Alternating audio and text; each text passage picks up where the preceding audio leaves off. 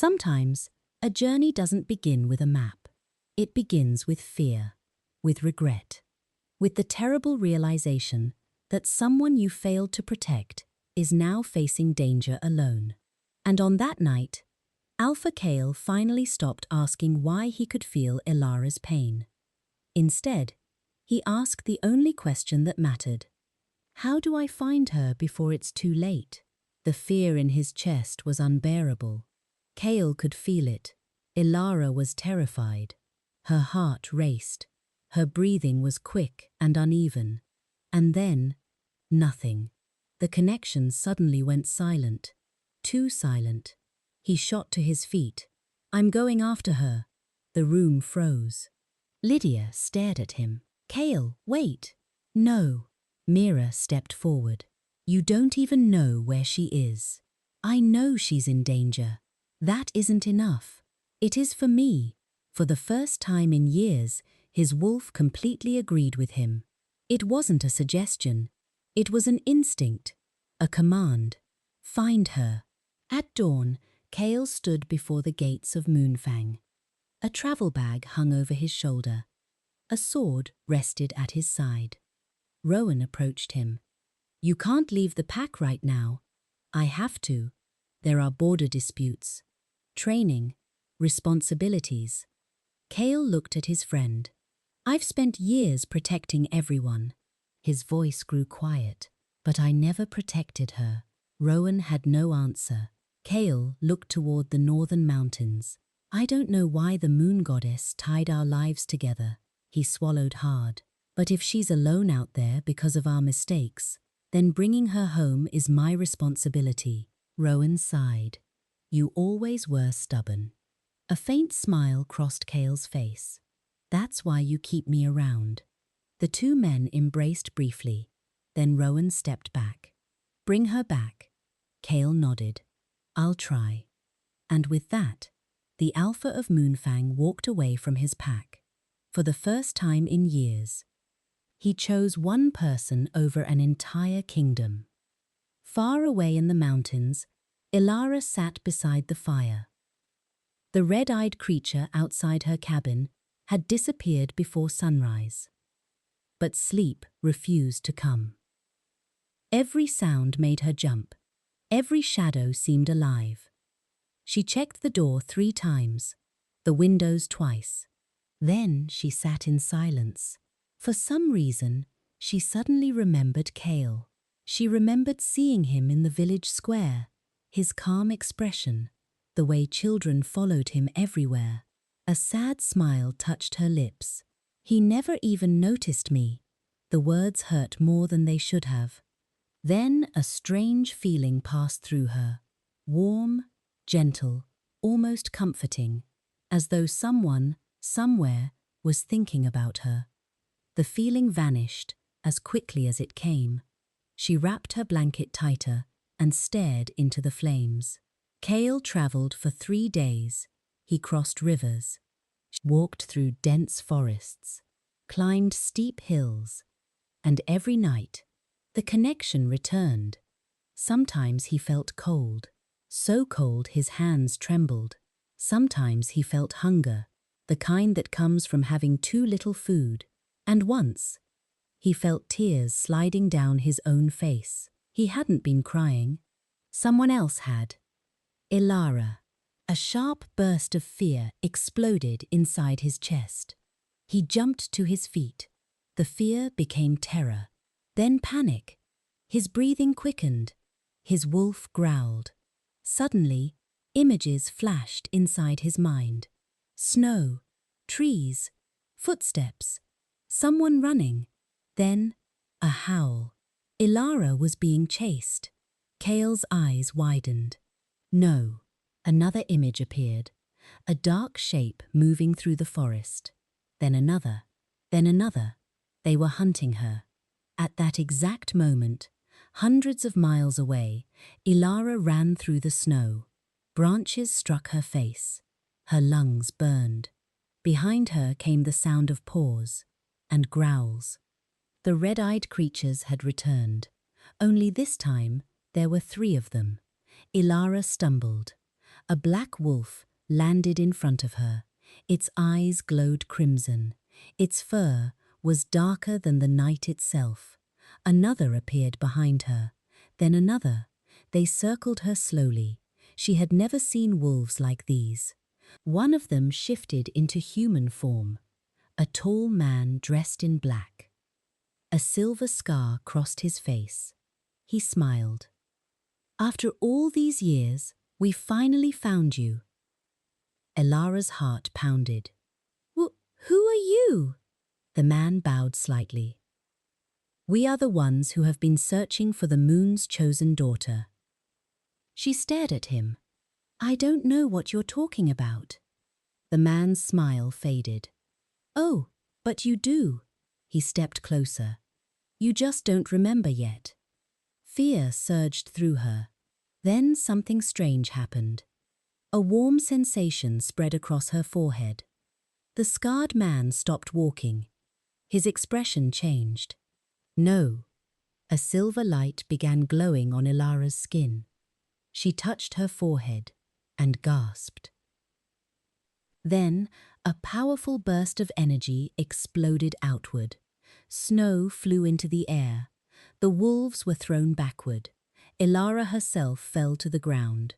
The glow faded. Silence filled the forest. She looked around in confusion. What was that? The scarred man slowly stood. For the first time, he looked afraid. Near the frozen river, Kale collapsed to his knees. The surge of power had traveled through the bond. His entire body trembled. He could feel her confusion, her fear, her exhaustion. But most of all, he felt one thing clearly. She was alive. Relief flooded him. Then came another emotion. A desperate plea. Not in words, in feeling. As though her soul itself was crying out. "Please, help me." Kale stood immediately. His eyes turned toward the northern mountains. He finally knew where she was. He didn't know how. He didn't know why. But he knew. His wolf lifted its head and howled. And for the first time, Kale answered, "I'm coming." Then he began to run. Back in the forest, the scarred man looked at Elara with a mixture of awe and fear. Then he smiled. A slow, chilling smile. "It seems we were right." He took one step forward. "The moon's chosen daughter has awakened." Elara backed away. "What do you want from me?" The man's eyes glowed red. Was something even they feared, and it was coming. Legends are strange things. Most people hear them as children and forget them. Stories about ancient heroes, lost kingdoms, and powers that no longer exist. But every legend begins with a single truth, and on this frozen night, the oldest legend in the werewolf world was about to wake. The terrifying howl echoed through the forest again. The trees trembled. Snow slid from the branches. Even the shadow wolves looked uneasy. The scarred man turned toward the mountains. "No, it can't be." Elara took another step back. "What is that?" Before he could answer, the ground shook. Once, twice, then silence. The man grabbed her arm. "We're leaving." "What?" "Now." She pulled away. "Who are you? Why are you chasing me?" The man's face had gone pale. "Because if it wakes before we're ready, we're all dead." Another howl split the night. This one was closer, much closer. A powerful growl erupted from the trees. The shadow wolves spun around. A second later, a massive grey wolf burst from the darkness.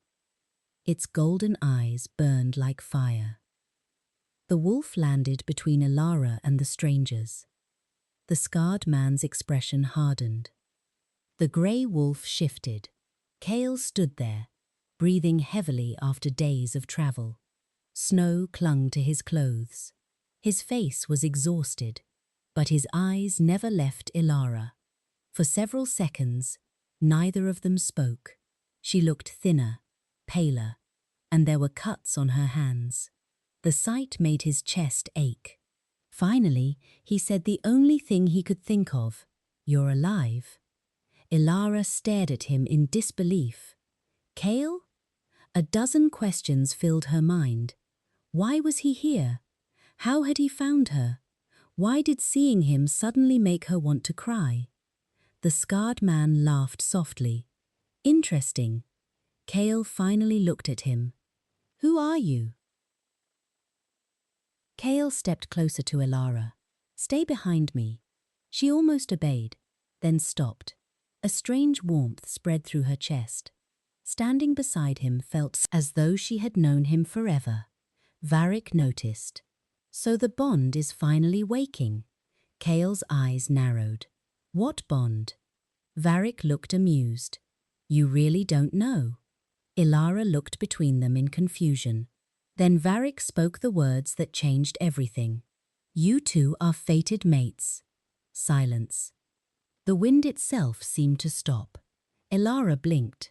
No. Kale said nothing, because deep inside, he already knew. Ilara took a step backward. This isn't funny. It's not a joke, Varric replied. She looked at Kale. He didn't deny it. You knew. I only found out a few days ago. Her heart pounded. A few days ago? He nodded. She laughed softly. A sad, broken laugh. Of course. The pain in her eyes nearly destroyed him. Kale had no answer, because she was right. Every word, every painful word. I didn't know, he said quietly. Neither did I. Tears filled her eyes. I thought nobody would notice if I disappeared. The sentence hit him harder than any weapon, because she truly believed it. And the worst part? She had been right. No one had gone looking for her, except him. Suddenly, the ground trembled again. A deep rumble echoed through the valley. Varric's expression changed. It's awake. The forest exploded with silver light. A giant white wolf emerged from the darkness. It wasn't flesh and blood. Its body was made of moonlight itself. Its eyes shone like stars. Every wolf present froze. Ilara stared in amazement. The creature approached her slowly, then lowered its enormous head, as though bowing. Varric whispered, "The White Guardian." Kale looked at him. "What is that?" Varric swallowed hard. "The protector of the moon's chosen daughter." The great wolf touched its nose to Ilara's forehead. The crescent mark began glowing again. Memories flashed through her mind. A woman with silver eyes, a lullaby, a temple beneath the moon. Her mother's voice, "One day, your light will awaken, and when it does, don't be afraid." Tears filled Ilara's eyes. She remembered everything. The spirit wolf stepped aside. Varric slowly knelt. The other shadow wolves followed. Even Kale looked stunned. Varric lowered his head. "Forgive us." Ilara stared at him. "What? We never intended to harm you." She frowned. "Then why were you chasing me?" "The one destined to unite the divided packs." Ilara could barely breathe. I'm nobody." The spirit wolf let out a gentle sound, almost as if disagreeing. Varric's voice softened. "You were never nobody. You simply grew up among people who couldn't see who you truly were." For a moment, hope filled the valley. Then Varric's expression darkened. "But there is another part of the prophecy." Kale frowned. "The creature that nearly destroyed the werewolf kingdoms thousands of years ago." Ilara's face lost all color. "And if it awakens?" Varric looked at her sadly. "It won't stop until every pack burns." At that exact moment, the mountain shook violently. Cracks spread across the snowy ground. The giant spirit wolf lifted its head and growled, because something beneath the mountain had just opened its eyes. A deafening roar erupted from deep underground. Snow exploded into the air. Birds scattered from the trees. Then, a massive claw burst through the mountainside. The earth split apart. Ancient red eyes opened in the darkness. Eyes filled with hunger. Eyes that had not seen the world for 1,000 years. The first wolf had awakened, and every creature in the valley understood one terrible truth. The real battle had only just begun. Some battles are fought with claws, some with strength, and some with love. A gigantic creature emerged from the darkness. It was larger than any wolf ever recorded. Its fur was black as midnight. Its eyes glowed a deep crimson. Ancient symbols covered its body. The first wolf. It looked at the valley and smiled, not with joy, but with hunger. A roar shook the earth. Trees bent. The ground cracked. Even the shadow wolves stepped back in terror. Varric whispered, "We're too late." The white guardian stepped in front of Ilara. Its silver eyes met hers. Then, suddenly, memories flooded her mind. An ancient temple, a full moon, a woman's voice, the final words of the prophecy. Only the moon's chosen daughter can seal the first wolf. But the price will be her life. The vision vanished. Ilara's face turned pale. She now understood everything. Why her mother had hidden the truth. Why she had been protected. Why destiny had called her. Kale noticed her expression. "What is it?" She couldn't answer, because for the first time, she knew exactly what she had to do. The first wolf took another step. The valley trembled. The white guardian looked at Ilara, then slowly lowered its head, as though saying goodbye. Tears filled her eyes. "You remember, don't you?" She nodded.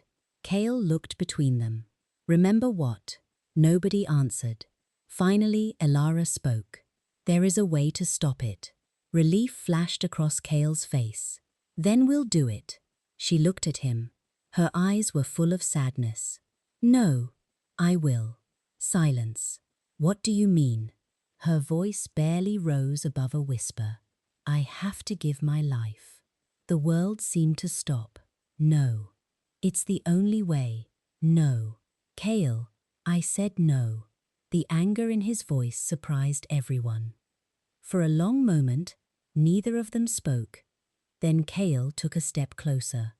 "I spent years not seeing you." Another step. "I let you believe nobody cared." Another. "I wasn't there when you needed someone." Tears rolled down Ilara's cheeks. "And now that I've finally found you," his voice broke, "you expect me to let you die?" She looked away. "If I don't, thousands of people will." Kale's heart shattered. For 18 years she had carried pain alone. And now she was willing to carry this burden too. She had always chosen others before herself, even after the world had been cruel to her. Slowly, he lifted a hand and wiped away her tears. "You deserve more than one night of happiness." The words almost broke her, because nobody had ever said something like that to her before. The first wolf roared again. The mountain shook violently. The red-eyed creature charged. The white guardian stepped forward, but Ilara grabbed Kale's hand. The moment their fingers touched, silver light exploded around them. The mate bond awakened. Memories flooded both their minds.